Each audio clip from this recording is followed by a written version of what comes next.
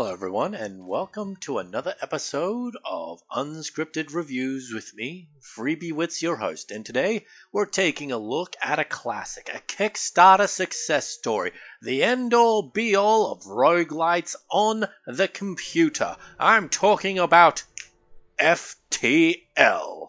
Now, I don't literally think it's the end-all be-all, but I think it's very much up there in the type of direction you can take this genre. The idea of that you start from nothing, well, relatively nothing, randomize everything and procedurally go through a universe dungeon run, whatever you want to call it, and eventually come against a big boss with, hopefully, an overpowered build by the end of it. FTL is one of those kinds of games where you can either choose to turn your brain off or think as much as you want. It's one of those, what should I say, high skill ceiling, low skill floor games in that anyone can play it and you can be as good or bad as you want at it. You can be as casual or intense as you want, I suppose. So the basic premise of the game is that you're being attacked by rebels, or your confederation is being attacked by rebels, and you have secret plans on ways to defeat their ultimate secret weapon. And you've got to make it through several sectors, several star systems, whatever, get to the end, and eventually fight the big boss. Along the way, you'll either fight enemy ships, you'll come across like choose your adventure style choices, or shops, loot, you get the idea. Lots of different things, your basic smorgasbord of roguelite type events and whatnot. Now, what I like about this game is that you're not really playing as an individual, you're playing as a crew, and the idea is that your individual crew members can get better at certain actions the more they do them. If they fight off enemy invaders who teleport onto the ship and you gotta fight them as they board, they get better at fighting. If you have them repair things, they get better at repairing stuff. If you have them be the pilot, they get better at being a pilot, so on and so forth. There's a lot of different things that you can do with your little characters, and you can send them which ways and man different rooms to give different bonuses and such. Point is, they grow, and they have names. And that means you can rename all your characters and get really attached to them and be really, really sad when Thomas, your best friend, dies. Now, your ability to control the ship isn't just limited to telling your dudes what to do. You, as the person who controls everything, can also open and close doors, which may not seem all that relevant. However, there are a few times where it can be super useful. For example, if you open certain doors to the void of space, it gets rid of the oxygen in those specific rooms. So you can make a hallway of, well, vacuum of space. And this is good for putting out literal fires because, well, they starve if there's no, well, oxygen. If your doors have been upgraded, it also means that enemies who teleport onto the ship can't move past those doors without beating them down. And if you open up the vacuum of space, well, they'll suffocate to death eventually until they can bust through to a part of the ship that has oxygen. Also, beyond that, you can also control where energy goes. You only have a finite amount of energy that you can put in the ship. You can put the energy into your shields, you can put the energy into your engines, you can put them into your weapons and such. And the idea isn't that you can overload any one of these things, like in Star Trek where they say, Scott, overload the engine so we can go super fast, warp 5, whatever. No. The engines, unfortunately, have a limit rating. So, like, at the start, I think it's like starts at 1, and depending on the ship, it can have a bit more. The more powerful the engines get, the more evade chance you get against enemy projectiles. And we'll get onto the enemy bits in a moment. But anyways,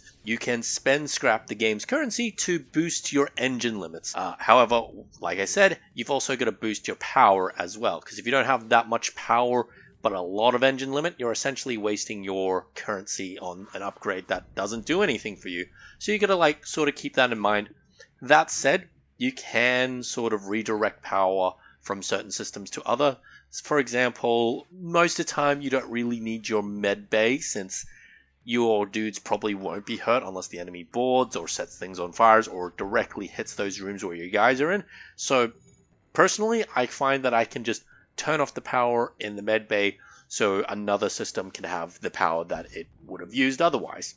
So on to the enemies. Your actions in regards to the enemies boil down to you shoot them really, really good. There's a bit more to it than that. Shieldings, dodging, drones, different weapon types, beams passing through shields and stuff like that. We won't get into that too much. Well, beams' inability to pass through shields, I should say, and missiles that go ignore force fields but require ammo. There's a lot of strategy on which is good, which is bad, so on and so forth. But what I want to talk about is the variety of enemies. So you've got the rebels that I was talking about there. You've also got pirates and such. You've got the rock people. You've got the engineers, which are nanobot people. You've got the Zoltan, which are energy people. So on and so forth. Mantis, literal bug monster people who are really good at fighting. Here's the thing. All these alien enemies I'm talking about, you can recruit them and make them part of your crew. And they all have their own bonuses and deficiencies and such. For example, the Mantis people, really good at clawing and taking people apart. If they, board your ship, you can use them to defend yourself really well. Or if you are using the right kind of ship / part, you can teleport the mantises onto the enemy ship and take them out that way. Now that said, with their claws and such, they're not very good with tools, so they're very slow at repairing and such. Do I recommend this game? And I say, if you're into the ship management genre or XCOM style of game, I think there's a lot from this sort of game that you enjoy. If you're into roguelites and the like, yes, it's fantastic for that as well. It scratches that itch of finding an overpowered piece of equipment, installing it and kicking lots and lots of ass, of finding new strategies and kicking lots and lots of ass, of adapting and kicking lots and lots of ass, or dying horrifically as you roll the dice and get a really, really bad roll. Now, FTL is also one of those games which I think would be amazing as a LARP.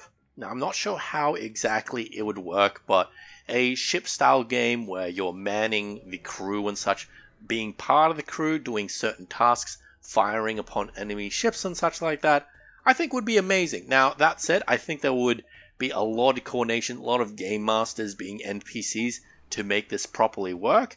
You'd have people not just working as the enemies, but also people rolling dice behind the scenes to see which attacks hit, which wouldn't. A one-to-one recreation would be very impractical. But I'd like to see a LARP set in the universe of this style of game, where you're just passengers on a ship, which, when suddenly you get boarded by a bunch of teleporters and such like that, I would like to see people on a homeworld suddenly get invaded and attacked. I would like to see someone's